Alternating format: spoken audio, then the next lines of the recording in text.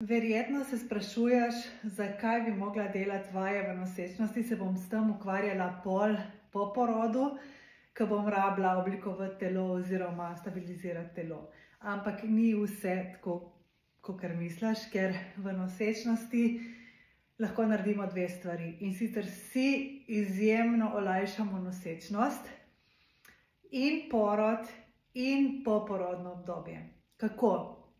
Torej, prva stvar je, ko mi delamo moč trupa, trup prevzame sile nase in ne išče stabilnosti telo drugje. Torej, ponavadi to dela v zadnjici, tako da stiskamo zadnjico ves čas, ko kaj delamo, ko hodimo, ko delamo gospodinjska opravila, stiskamo zadnjico, kar pomeni, da zategne vse te mišice okoli medenice in je potem tudi težje roditi.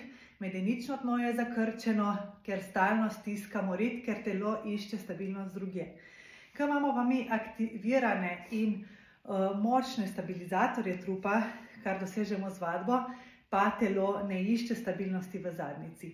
Zadnjica je močna, noge so močne, celo telo je močno, telo je poravnano, tako da je diafragma nad medeničnim dnom, kar pomeni, da tudi ona dva lepo sodelujeta, kar je nujno za zdravo medenično dno in ne uhajanje urina po porodu.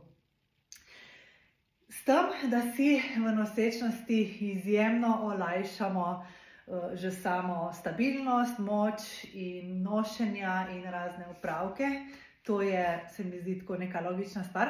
Ampak kaj pa po porodu?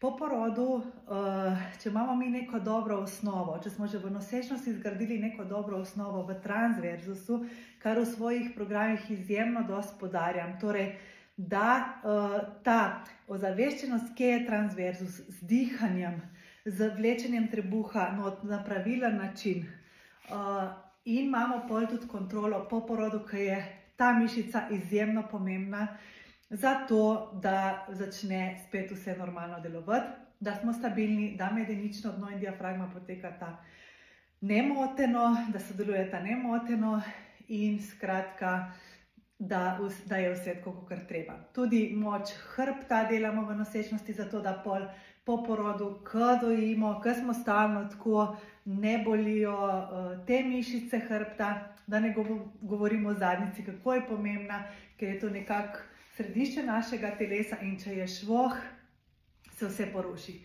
Skratka, da ne dolgo vezan, naše telo je izjemno povezano, vse deluje sinhrono.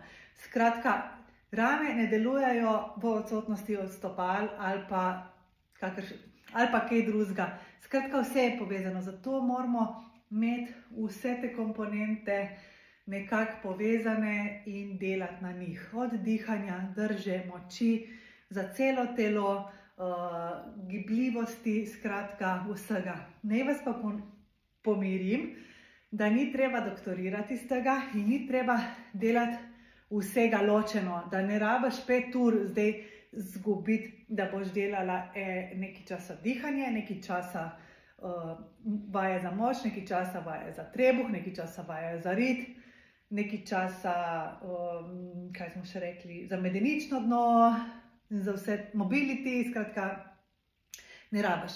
Vse je lahko v pičlih 20-30 minutah spravljeno v eno rutino in to tudi delam sama v mojih programih. Tako da upam, da sem ti razložila, zakaj je tako nujno delati vaje za moč med nosečnostjo.